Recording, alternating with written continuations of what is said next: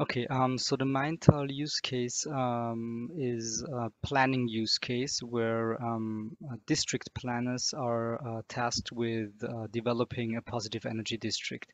In order to do that, they have to have some insight and information on how the consumption of the future inhabitants will look like. And that's actually, I guess, the main topic to know with what consumption values they can calculate so that they also can develop the generation side accordingly, have enough PV generators, biomass, heating, whatever, yeah, you name it. So basically, that's the main challenge there to develop it accordingly. And an additional optional challenge that was implemented or which we thought about when we thought to connect Maintal with the Vibe project was the topic of power disruption or large-scale power disruption like blackout, because that's something that's a very hot topic at the moment. So then there's some benefit in, or the challenge is to know how people would react in case of a blackout from a consumption side if there is an emergency power supply available. Would they go for all in consume as normal, or would they have a reduced consumption and thus need different requirements for power supply?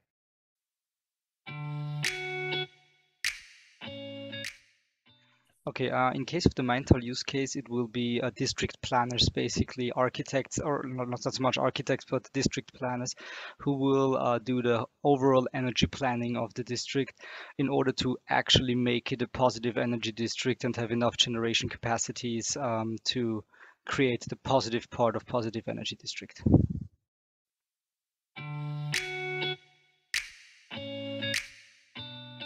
Okay, so basically, when it goes to planning of energy infrastructure, you have to um, predict what the consumption would look like of the inhabitants, for instance. And generally, you would use some standardized load profiles for that, or energy values, and some standardized load profiles, basically.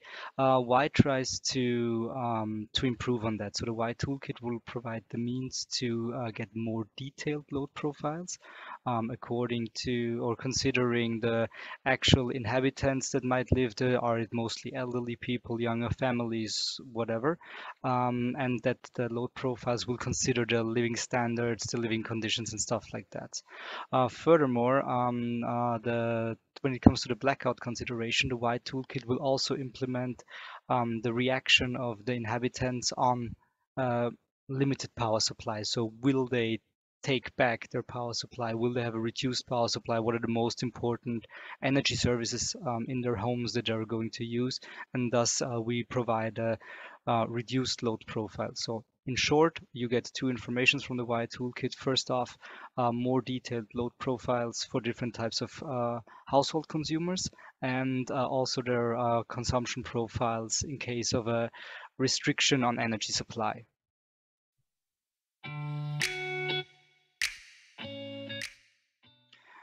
Okay, so for the building planners, there's the very technical side to it where we get the load profiles. But the Y toolkit is a bit more than that.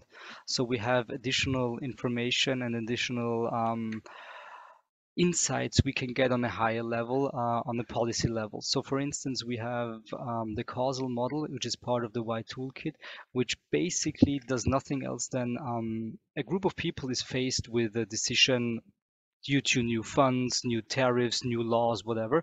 And the causal model will give an indication of how these people will react to that. And then it goes into the technical model, and the technical model says, okay, due to this reaction, you will get that and that load profile or change in energy consumption or whatnot.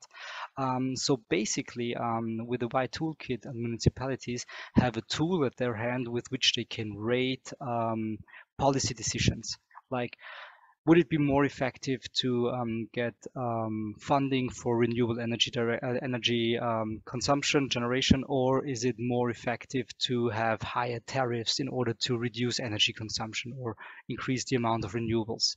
So that's basically the second part and the larger part of why.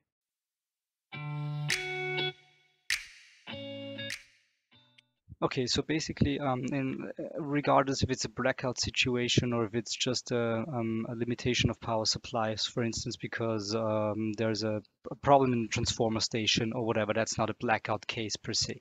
But if you're in a situation where you have limited power supply and you have an backup energy electricity generator for an isolated grid or part of an isolated grid, let's say this positive energy district. Um, it's necessary to first off know how people will react because you have to scale your backup energy supply accordingly. If people are have, for instance, lots of cooling devices that run automatically, or they have electric charging and they want to charge because they want to be mobile or whatever, you will have to account for that. So if you want to provide backup and backup power supply, you will have to know how people will react. But there's also another side, a non-technical side to it. If people are showing that they don't really care if there's an emergency situation, they still want to have their PS5s running, their computers running, their electric cars fully charged. You have the you know that you have there's a need for education that you say, okay, guys, come on. We have an emergency situation. Maybe the PS5 is not that important for that or any other recreational activity that requires electricity. Maybe you should focus on cooling devices to have food or hot water or whatever. So there are those two sides, technical side for scaling your backup power supply and the more sociological side where you have the information and can approach people to create a different mindset.